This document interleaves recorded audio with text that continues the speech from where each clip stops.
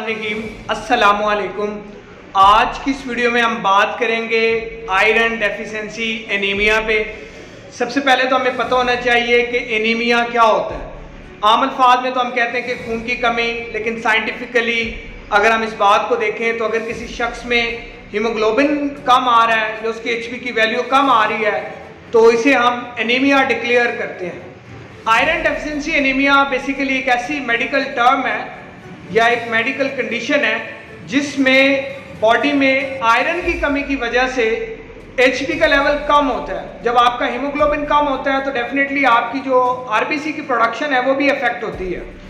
तो आयरन की कमी की वजह से अगर आपका हीमोग्लोबिन कम है तो इस कंडीशन को हम कहेंगे आयरन डेफिशिएंसी एनीमिया। अगर हम बात करें इसके सिम्टम्स की, सिम्टम्स में सबसे पहला जो सिम्टम्स है आपको एक्सट्रीम किस्म की फैटीग होगी, आपको वीकनेस होगी और इसके अलावा जो भूख है वो बिल्कुल आपको कम लगेगी। आपके हाथ और पांव ठंडे होंगे, आपके जो नेल है वो ब्रिटल होंगे यानी कमज़ोर हो जाएंगे और आपकी जो स्किन है वो पेल यानी येलो कलर की आपकी स्किन होगी। आपको हेडेक फील होगा।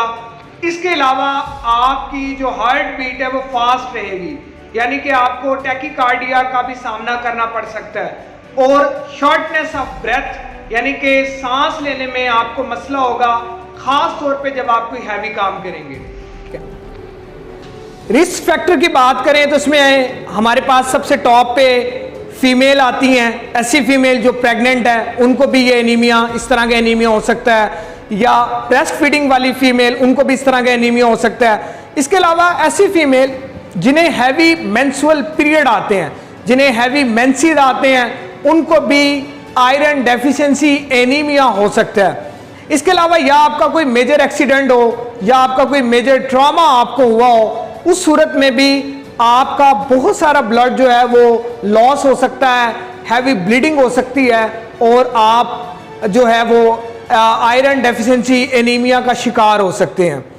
इसके अलावा वेजिटेरियन जो जस्ट सब्जियों पे गुजारा करते हैं और अपनी डाइट में मीट को ऐड नहीं करते, गोश्त नहीं खाते या बहुत कम खाते हैं, वो भी इस किस्म की बीमारी का शिकार हो सकते हैं। चौथे नंबर पे हमारे पास उस कैटेगरी के लोग आते हैं जिनको गैस्ट्रो इंटेस्टाइनल डिसऑर्डर है, यानी या तो उनका स्टोमिक डिस्टर्ब है या उनकी स्मॉल इंटेस्टाइन यानी कि छोटी आंत या फिर उनको बड़ी आंत की मसला है, उसको भी जो है वो इससे एनीमिया हो सकता है। अगर हम इनमें बात करें गैस्ट्राइटिस, इसके अलावा हमारे पास जो है वो पेप्टिक अल्सर, ये ऐसी बीमारियां हैं जिसकी वजह से आपका जो ब्लड है वो लॉस हो सकता है। और लास्ट अगर हम बात करें जिस कैटेगरी की, वो है फ्रीक्वेंट ब्लड डोनेशन। अगर आप बहुत ज़्यादा ब्लड डोनेट करते हैं तब भी आपको आयरन डेफिशिएंसी एनीमिया हो सकता है।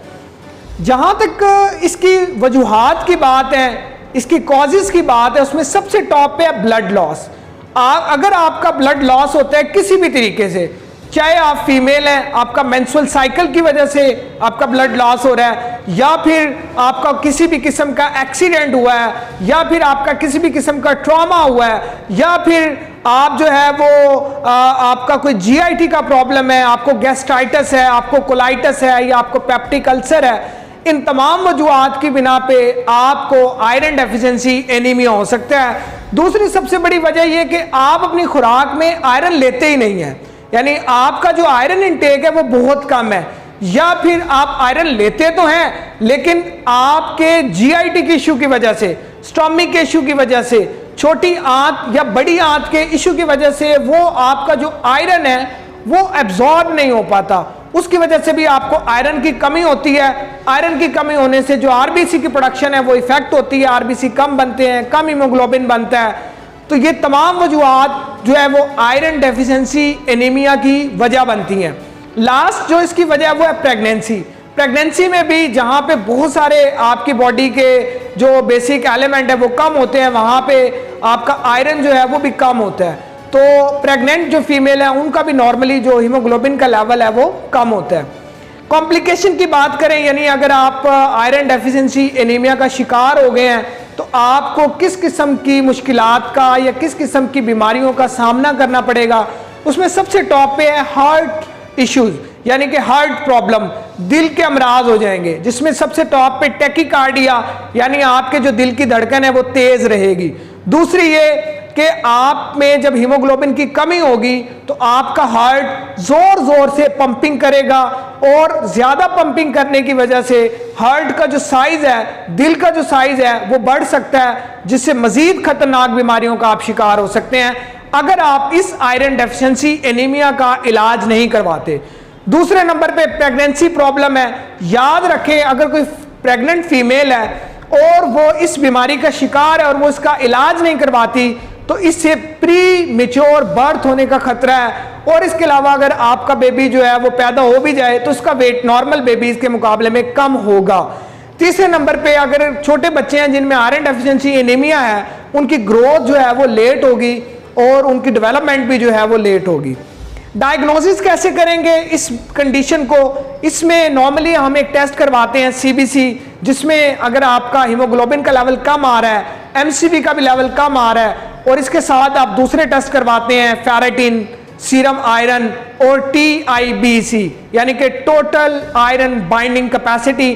ان تمام ٹیسٹ کی ویلیوز نارمل سے کم ہوں گی، اس کا مطلب یہ ہے کہ آپ آئرن ڈیفیشنسی انیمیا کا شکار ہے۔ جہاں تک اس کے علاج کا تعلق ہے، ٹریٹمنٹ کا تعلق ہے، تو اس میں ڈاکٹرز نارملی جو ہے وہ آئرن سپلیمنٹ یا ملٹی وائٹامن جو ہے وہ ریکمینڈ کرتے ہیں۔ اس کے علاوہ سرٹن کنڈیشن میں جسٹ لائک پریگنینسی میں اگر آپ کا HB بہت کم آ رہا ہے تو جو آئرن ہے وہ IV کی صورت میں دیا جاتا ہے، انٹراوینس، یعنی آپ کو ڈرپ کی شکل میں بھی آئرن پرووائڈ کیا جاتا ہے۔ کامنلی ہم وینوفر کو یوز کرتے ہیں ہاسپٹل سیٹ اپ میں۔ تھرڈ نمبر پہ یہ کہ اگر پھر بھی آپ کا HB نہیں بڑھ رہا اور آپ کا HB بہت زیادہ کم آ رہا ہے اور آپ ایک پریگننٹ فیمیل ہیں، یا پھر آپ کا کوئی ہیوی ایکسیڈنٹ ہوا ہے جس کی وجہ سے آپ کا HB بہت کم چلا گیا ہے، لیٹس سپوز 4 HB آ رہا ہے، 5 HB آ رہا ہے، تو آپ کو فوری طور پہ بلڈ ٹرانسفیوژن کی ضرورت ہوتی ہے اور آپ کو بلڈ لگوانا پڑے گا۔ جہاں تک اس کی پریونشن ہے، اس سے بچاؤ کا طریقہ کار ہے، یعنی آپ اسے کس طرح سے بچ سکتے ہیں، تو یاد رکھیں آپ اپنی ڈائٹ کا جو پیٹرن ہے نا اس کو صحیح کریں۔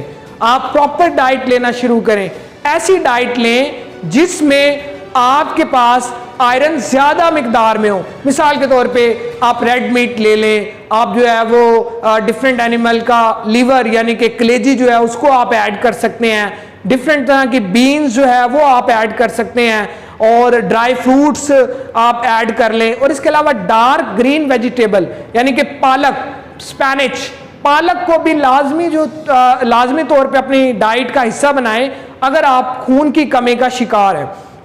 اس کے علاوہ آپ اپنی ڈائٹ میں ایسی فوڈ ایڈ کریں، ایسی جو ہے وہ چیزیں فروٹس یا ویجیٹیبل ایڈ کریں جن کی وجہ سے آپ کو وائٹامن سی مل سکے، یا جن میں وائٹامن سی زیادہ ہو۔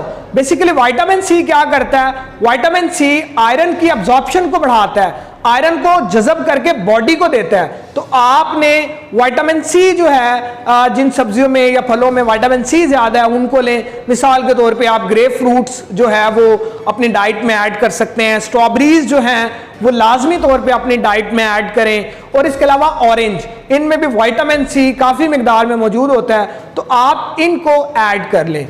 تو یہ تھا تمام آئرن ڈیفیشنسی انیمیا کے بارے میں۔ ہم اس چینل پہ باقی بھی تمام میڈیکل کنڈیشن، تمام میڈیکل ٹیسٹ کو ڈسکس کریں گے۔